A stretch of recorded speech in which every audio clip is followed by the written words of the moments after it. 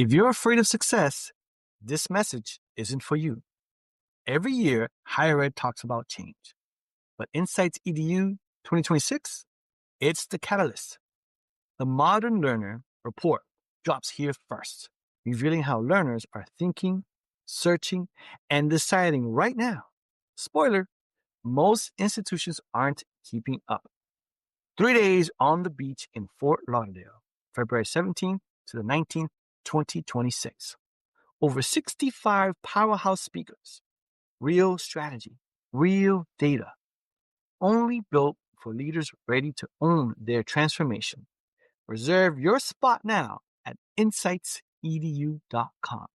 Early bird pricing ends December 15th. The EdUp Experience has brought you powerful conversations with more than 400 college presidents and higher ed leaders, over 1,000 episodes and counting. Now, we're inviting you to join us in shaping the future of higher ed podcasting. For just $5.99 a month, you lock in that rate for life. But only if you sign up before December 31st, 2025. As a supporter, you'll get ad-free early access to episodes. Prices go up after December 31st, but your rate never will. Visit edupexperience.com. That's EDUP experience.com. Click support the show and join our community today. Welcome back, everybody. It's your time to EdUp on the EdUp Experience podcast, where we make education your business. This is Elvin Freitas, co-founder of the EdUp Experience, and today I have with me as my guest co-host, he is Greg Clayton, also known as Gregorio Clayton. He's the president at Education Dynamics. Gregorio, how you doing today? I'm doing great, Elvin. How are you? I'm doing fantastic. I'm doing bueno. Yeah, muy bueno, right? Oh, I love it. And we're talking in Spanish because our guest today obviously speaks Spanish. So let's get her right in ASAP. So she is Dr. Monse Fuentes, and she's president, and professor of mathematics at St. Edward's University. Monse, how are you doing today? I'm doing great. Encantada de estar aquí. Thank you, Alvin, for having me. And congratulations for the incredible success with the podcast series, EdUp Experience. I have listened to it, and it's always full of very meaningful and insightful conversations. So it's quite a joy to be here today with both of you.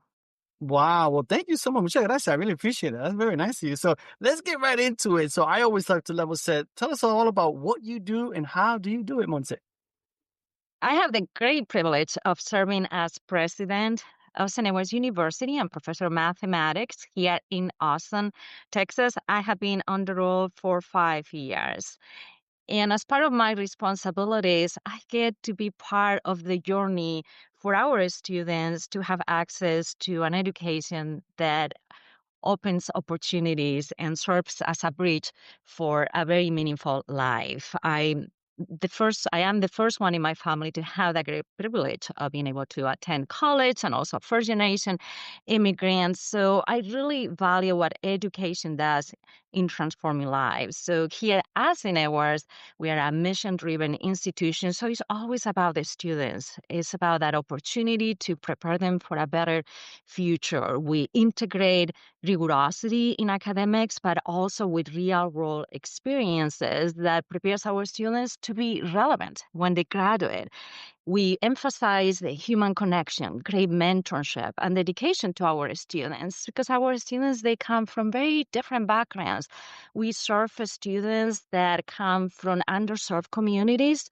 50% of our students, they are Pell recipients. More than half of our students, like myself, are the first ones in their families to attend college, but we ensure the success of all of them. We focus on the highest quality of academics, and that has led to great recognitions for the institution. From the U.S. News and World Report most recent rankings, we rank number 2 in the West for our undergraduate teaching, and overall we rank as number 5. We obtained the research designation from Carnegie, yes, this year in recognition of our commitment to innovation. It's not only passing on knowledge, but creating new knowledge. And we are fully integrated within this wonderful city of Austin. So 100% of our students have access to internships and experiential learning that helps them to be more marketable and successful when they graduate.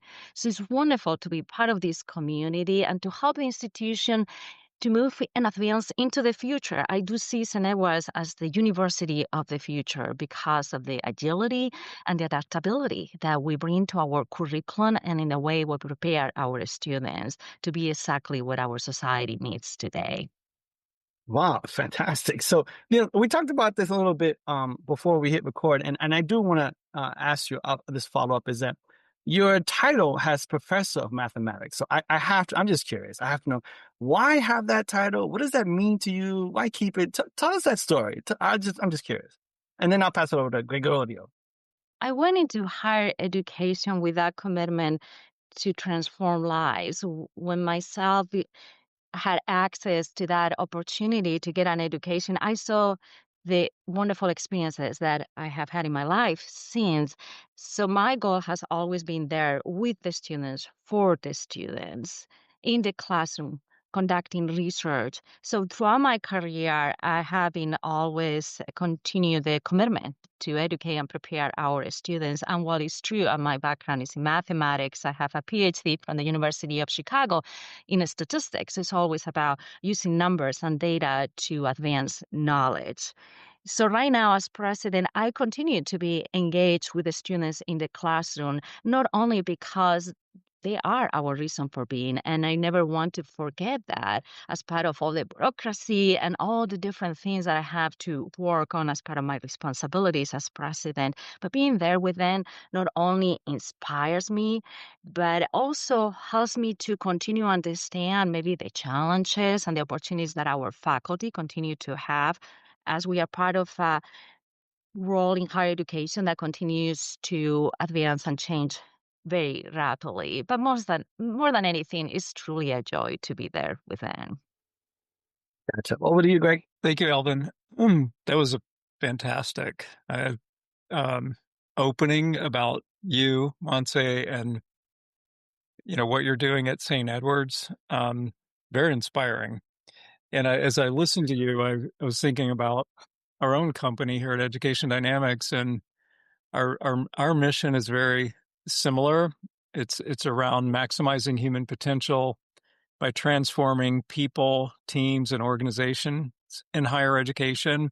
And a lot of it has to do with helping our partners, our clients, accelerate access to higher education. So it's part of fundamentally what we help our institutional partners do. And a lot of that has to do with addressing first-gen students that you mentioned and providing access pathways to those particular types of students. And it sounds like you understand from your experience at St. Edward's what it takes or what it looks like to support first-gen students. Could you talk a little bit about that? Because it sounds like that's a significant part of your student population. It is, and I really appreciate that question because it requires intentionality, Greg. What we have seen and data will show that first generation students, yes, they enroll in higher education, but we also lose them at a very fast rate. So what we have seen is those students, as soon as they experience failure, they don't get a good grade, certainly they get an F, we lose them very quickly because there is no that confidence, there is no that sense of belonging. So that's something that requires intentionality in how you mentor them, how you prepare them. But it's not only there. Then even when they graduate, what we have seen is that they have more difficulty with employment. And part of that is the fact that they don't have a social network. They still don't have those connections. Their own families don't have that benefit of the knowledge and understanding of higher education.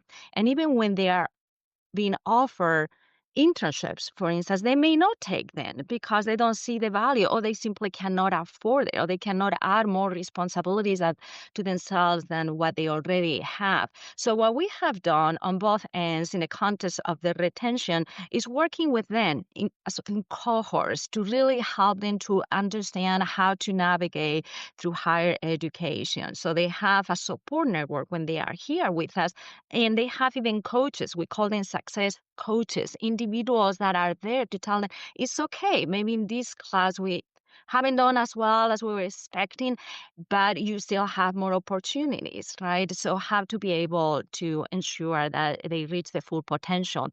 But what we also have integrated in the curriculum, so it's already part of their own learning, is internships.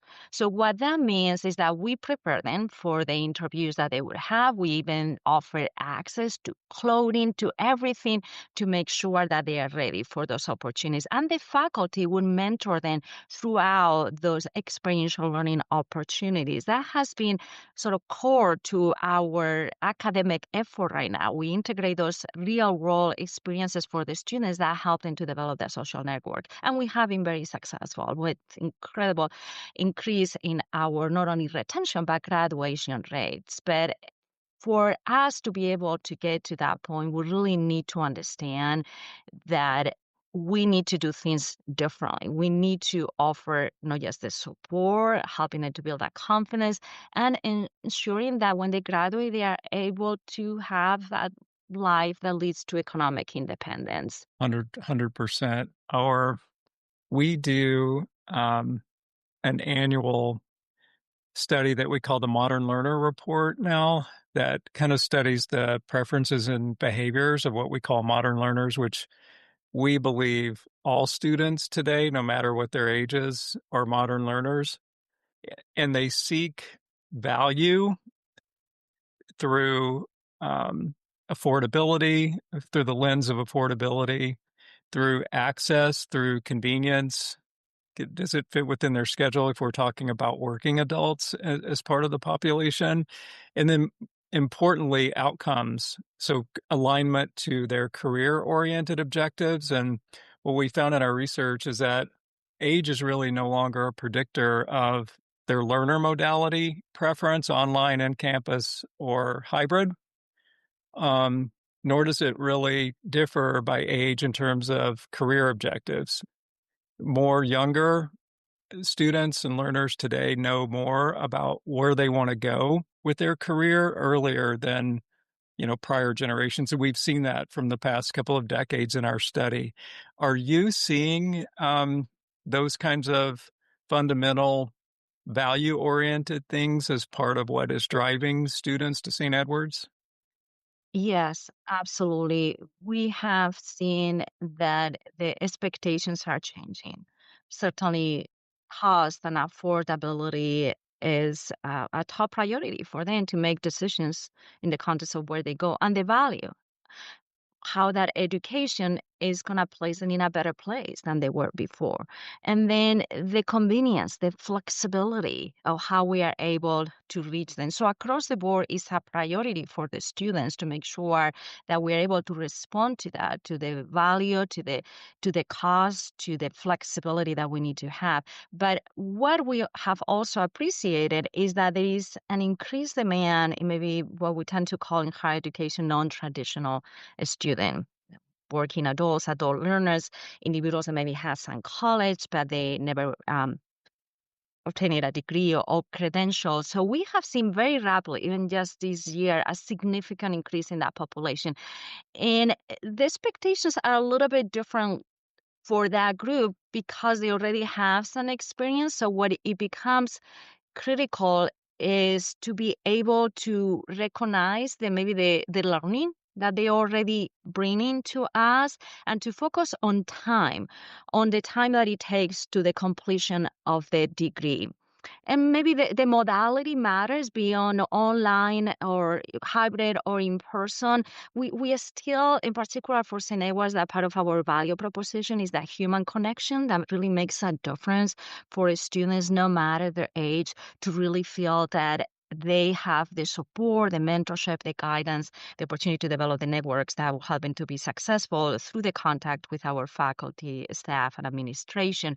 So that means that we have to be more flexible, introducing more evening classes to really accommodate to the needs of our student population that, as I say, is becoming more diverse. And I only anticipate to see more of the adult learners, as is a population that is very large. Nationwide, we have about close to 50 million of individuals that have some college and non-credential. And just here in Texas, it's over 5 million. And as I said, this year I see double number of students coming from those backgrounds that we have seen before. And it requires a little bit more of an adjustment on our end to make sure that they receive, again, the credit for prior learning, and we have enough flexibility, affordability, and the alignment with the workforce and the careers that they maybe are pursuing, maybe upskilling, or maybe they want to move into a different career. Yeah, I guess I'm listening to you, Monse, and I'm super impressed that you can quote the some college no credential audience as an opportunity as you outlined it. I think it is a huge population of potential learners out there that started and stopped at some point for some various reason.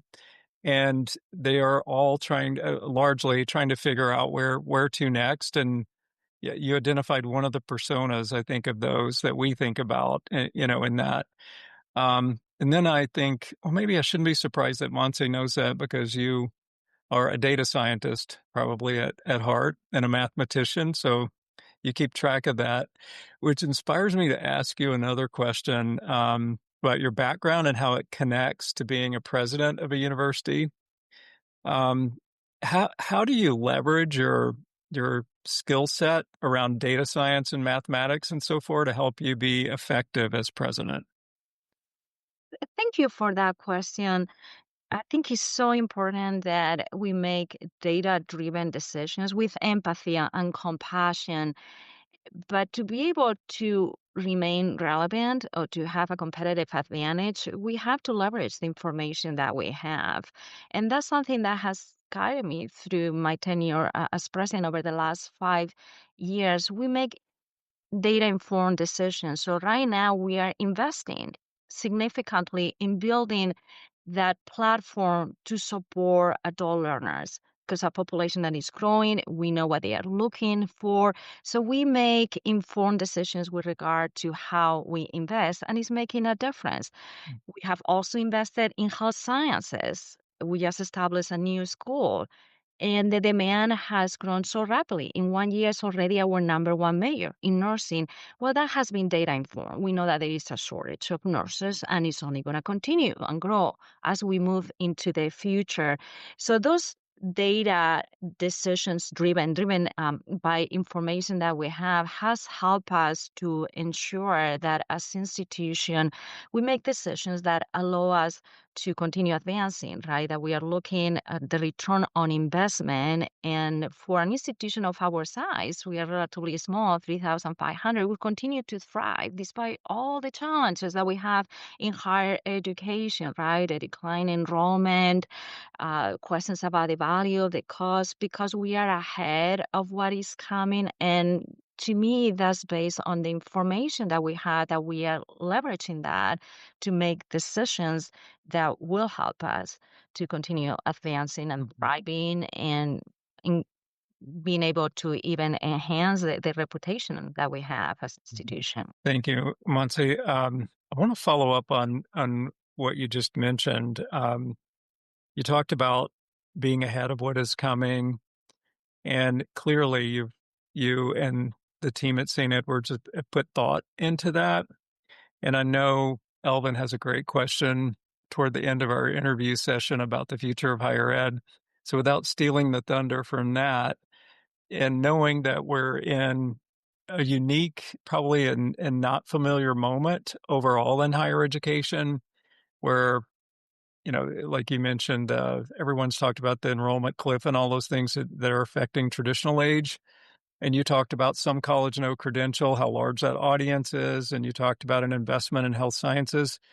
When you were thinking about what's coming and trying to develop a strategic plan around mitigating and making sure you're at the right place for this moment that we're in right now, which is probably just the beginning. How did you guys think about, and what were some of the elements of it? If you're afraid of success, go ahead and tune out because this segment is not for you. Every year, Higher Ed talks about change, but Insights EDU 2026, that's not another conference. It's the catalyst. It's where fresh data drops, revealing real insights on how modern learners are thinking, searching, and deciding right now. And here's a spoiler for higher ed leaders. Most institutions aren't keeping up. 3 days on the beach, February 17th to the 19th, 2026, in Fort Lauderdale. Over 65 powerhouse speakers, 40 sessions, zero fluff. We're talking unfiltered strategy, AI integrations, and forward thinking built for the leaders who want to disrupt before they're disrupted. So here's the question. Are you ready to lead transformation or be overtaken by it? Reserve your spot now at insightsedu.com. Early bird pricing ends December 15th. Support the EdUp experience for just $5.99 a month and lock in that rate for life. You'll get ad-free early access to episodes. But hurry, price goes up after December 31st, 2025. Visit edupexperience.com. That's EDUP experience.com and click support the show. Part of it is making sure that we listen to all different stakeholders. We are here in Austin, and part of the exercise has been to understand what is the direction that the city is going, what are the needs, most importantly, how we can work together, not only at maybe the regional level, but nationwide too. It's important to really understand how we can be relevant, and for that, we need to work together. So a significant effort has been not only to formulate a path for the future based on the understanding that we have within higher education, but most of my time since I have arrived to Austin has been to develop those relationships externally that have helped us to build partnerships. For instance, in going into the health sciences, it's not only to establish a school of health sciences, we need a clinical training. So for that, we had to have partnerships with all the different hospitals in the area, and we do. They want to work with us. So I do want to emphasize that the path for the future is access, is partnerships, and is being able to deliver on outcomes. And the partnerships happen when you engage externally from the beginning. We didn't set a strategic plan or a vision or a path forward in isolation. We did that together. So now we have this wonderful community, not just on campus, but in the region, that they want us to be successful because we are together on this. So beyond getting data and information and forecasting, it's those connections. And I think higher education has been very slow to adapt. We believe that we know better what the students need. And I think that that has been one of the main challenges. When you listen what the employers want, they will tell you and they will work with you to ensure the success of the students. Because ultimately, we all want that, right? To be able to develop that workforce that meets the needs of our society. So that has been a critical component that we have not emphasized enough. And it's all about those partnerships. It's working together, not in isolation. And the other is the agility. You have the data, you have to understand the return investment, but you're going to have to take a risk. And higher education is very, very slow to adapt. So we have, or certainly I have promoted that agility. When we were navigating through the pandemic, we were already establishing a new school in the middle of the pandemic when most higher education was trying to figure out what is going to be the new normal. We already were working on that, right, to set the path for the future. So I would say agility, adaptability, and partnerships are key to develop that university of the future. Wow, that is really impressive. I love the word agility. We talk about what that means all the time. Talk to us a little bit about, you mentioned Austin as a kind of an element of how you're thinking about the future and I guess, serving the community of employers and the constituent learners and so forth in that area. But talk to us about Austin and how you see St. Edward's fitting in there and how you're serving that community. I believe that for any institution of higher education, you need to determine what is distinctive. about an institution. And for us, being in Austin, clearly that brings distinction. Austin is a destination city, a world-class city, a city of great values, a commitment to civic responsibility, a city that brings great innovation, arts, great diversity. So for us, it makes sense to leverage the fact that we are in Austin as long as it's in alignment with who we are as an institution and our mission and commitment to serve others. And I want to emphasize that because this would not work for institutions that are located in a different type of geography or they have a different type of priorities. But for us, in reflecting to how we can ensure that we bring great value. So you had to focus on what would be distinctive about the institution. And for me, from the beginning, it was clear that what Austin has to offer, that's what it could help the institution. So then for that to work, would have to go through the exercise. So how we can make Austin better, because Austin would only help us if we are going to ensure that we're also helping the city of Austin to be able to continue advancing the commitment to innovation and civic responsibility. So we went through that exercise of making sure that we would build those partnerships of mutual benefit. For me, from the start, the goal was the students. I really need to make sure that our students would have internships because the different backgrounds that they come from, and as I previously explained, the type of intentionality we need within, because without the access to those employers when they are with us, I couldn't be that confident that they would have all the opportunities that they're given right now in the context of employment when they graduate. So it was very clear they asked to the city of Austin, we want you to focus on our students because our students, they come from this community and they want to stay here, right?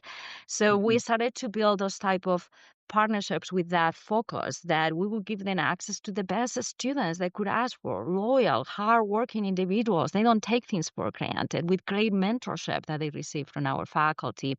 So that has started to really put St. Ed's as that destination university, that partner that across the board, from the tech enterprise and ecosystem to the arts, to even the city of Austin that is working with us right now to continue the education of the employees in the city. So a lot of opportunities that right now I see coming to us, but the reality is the beginning, we have to go with them with a value proposition, which is something that, again, I don't see higher education investing enough time, right? We know that we need those internships, but why would they give them to us, right? So for that, you really have to develop a partnership and a plan that would be of mutual benefit. And we have done that. And now we don't lack of opportunities for our students. And I truly believe that we're making a huge difference in this city because it's a city, again, with values, with us all. And that's who we are. We are truly committed to serve the community, in particular those that tend to be left behind by our society. And also they want that. Mm-hmm. That's great. Eldon, I feel like I'm hogging up the whole question. No, let's go. Asking, Keep going. I love keep it. going, Keep Eldon. going. And I feel like I've got Monse on the hot seat asking her all these tough questions. Maybe I'll ask, maybe I imagine all these questions are easy for someone with your background, Monse. But They're beautiful questions. It's all the right questions. I love it. if you were, if I were a student interested, trying to make we call it the consideration set.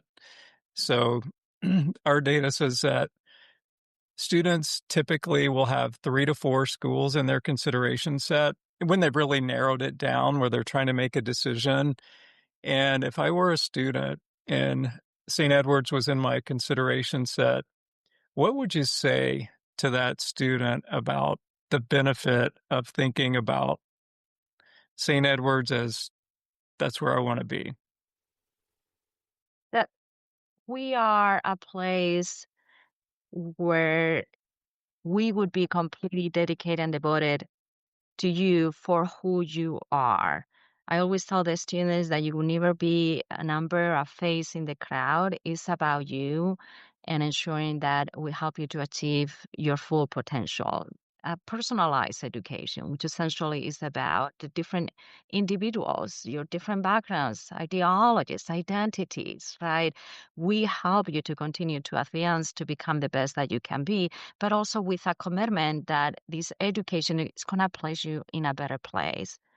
We can serve students from all different backgrounds because we have that infrastructure for success.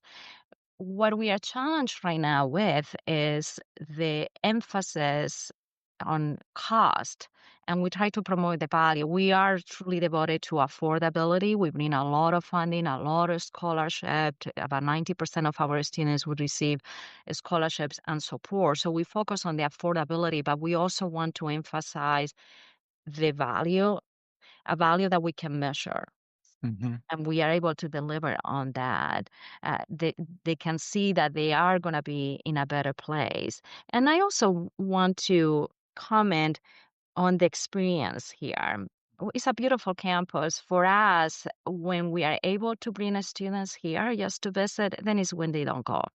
Because it is a beautiful community. It's not just a gorgeous campus here in Austin, 180 acres. We even have on campus over several thousand trees, a living laboratory. It's a gorgeous place, but it's not only a beautiful campus, it's beautiful people.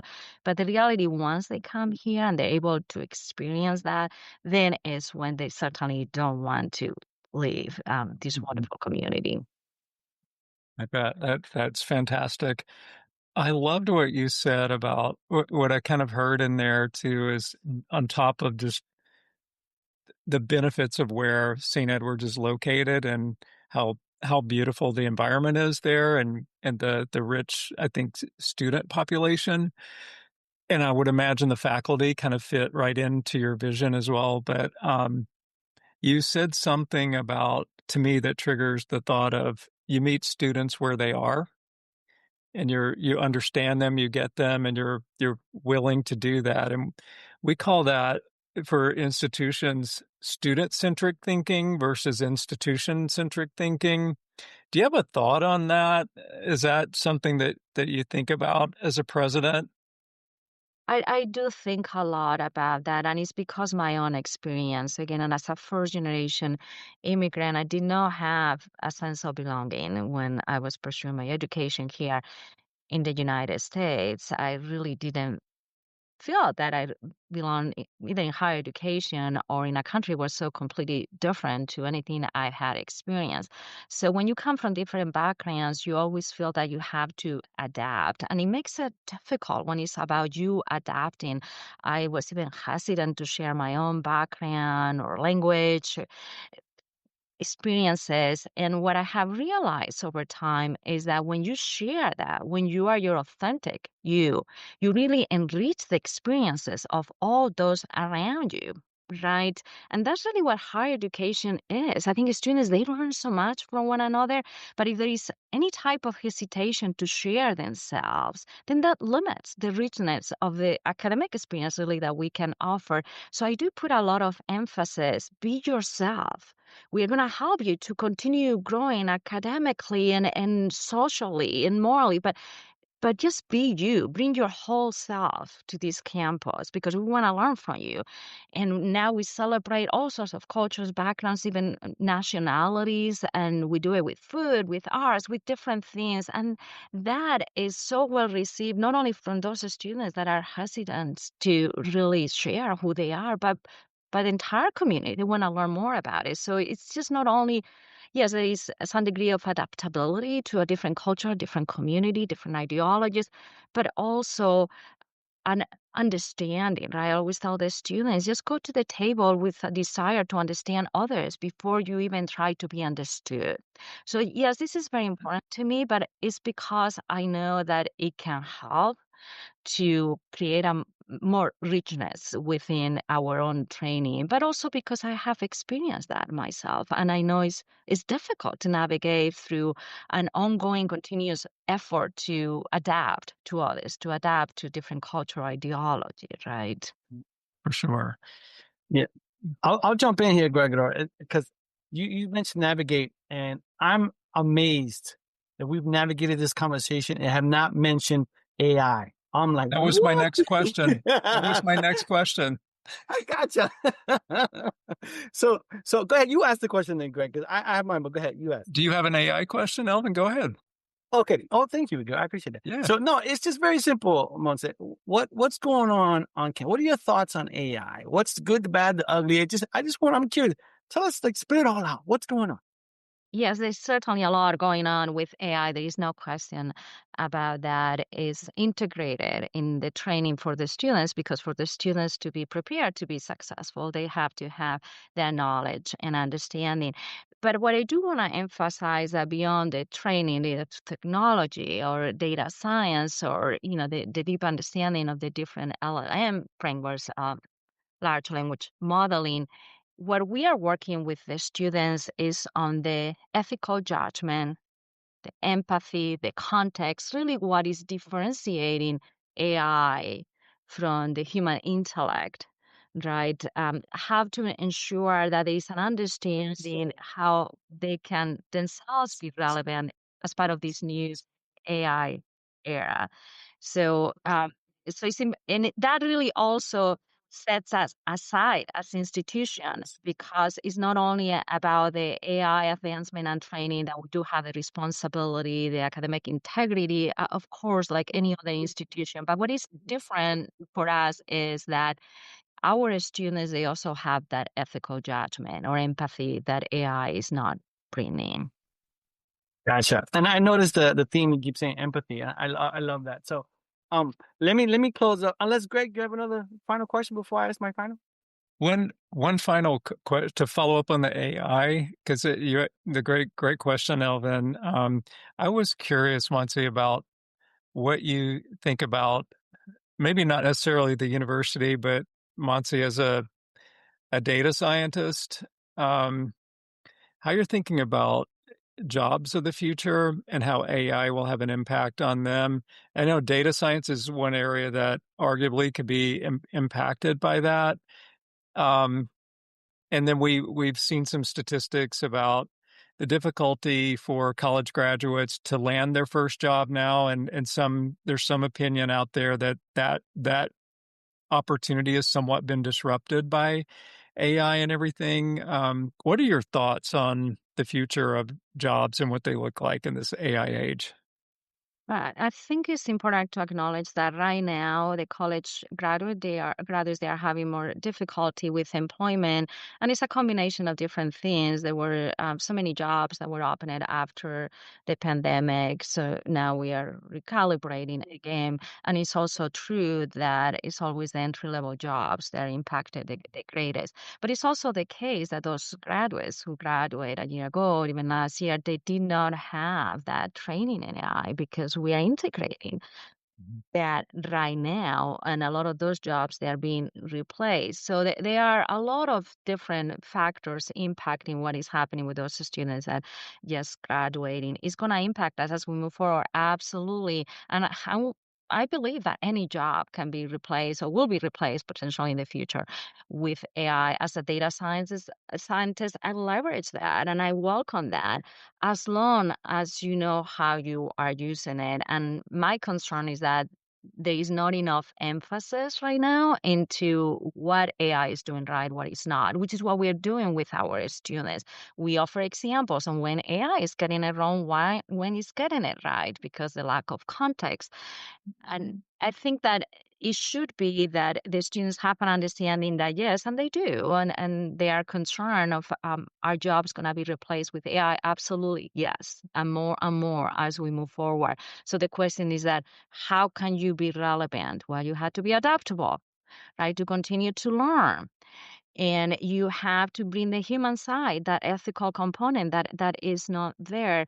But I also see that the opportunity is with the upskilling, right? It is true that a lot of the jobs will not be there, but there is also a need to upskill and advance. So that's where higher education has maybe a role to play right now if we are more prepared to serve those individuals, working professionals potentially with the upskilling and advancement, right? So I think that that's an area where there should be more effort, and there is quite a bit already with credentials and opportunities for the upskilling.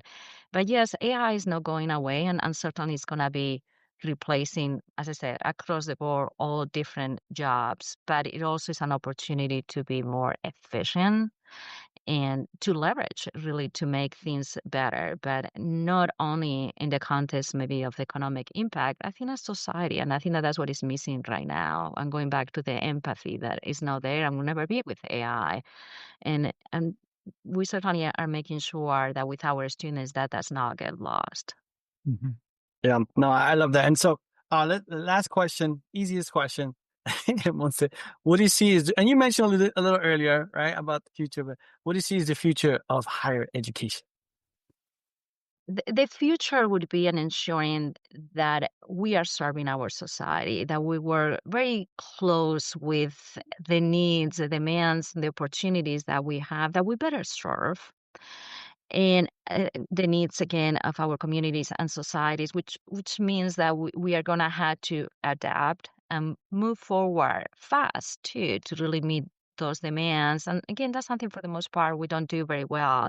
But I think that the relevance, the flexibility, the human connection will continue to be important as we move forward. But I would say that today, agility, adaptability is key, and the alignment with the opportunities that we need to present to our students when they graduate needs to be part of that value proposition. So I'm excited. I'm really excited, but there is need to change and to evolve and be part of the very rapidly evolving society that we have, very much interconnected. So to me, it's just a very exciting time to be in higher education, as long as we are able to adapt and evolve and continue to be relevant. Yeah, and one word that you mentioned earlier on is intentionality. I love that. All with intentionality. I think it's fantastic.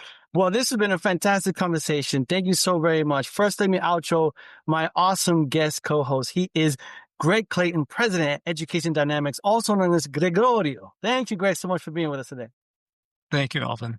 Great to be here. Fantastic. Yeah, thanks for being here. And then our guest, ladies and gentlemen, she's your guest. She is Dr. Monse Fuentes, President and Professor of Mathematics at St. Edward's University. Monse, thank you so very much for being with us today. Thank you, Alvin. Thank you, Gregorio. Muchas gracias a todos. It's been wonderful to be part of this conversation today. Absolutely. Thank you so much. And with that, ladies and gentlemen, you've just EdUp. Block out your calendar, bring your team, and lock in your spot, because Insights EDU early bird pricing ends December 15th. We'll see you in Fort Lauderdale, February 17th to the 19th, 2026. For 3 days, that will disrupt what you think you know about marketing and enrollment for today's modern learner. The EdUp experience has delivered over 1,000 episodes with higher ed leaders from around the world.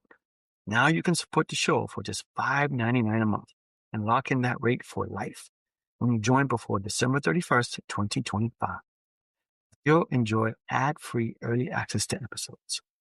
Go to edupexperience.com. That's EDUP experience.com. Click support the show and secure your lifetime rate today.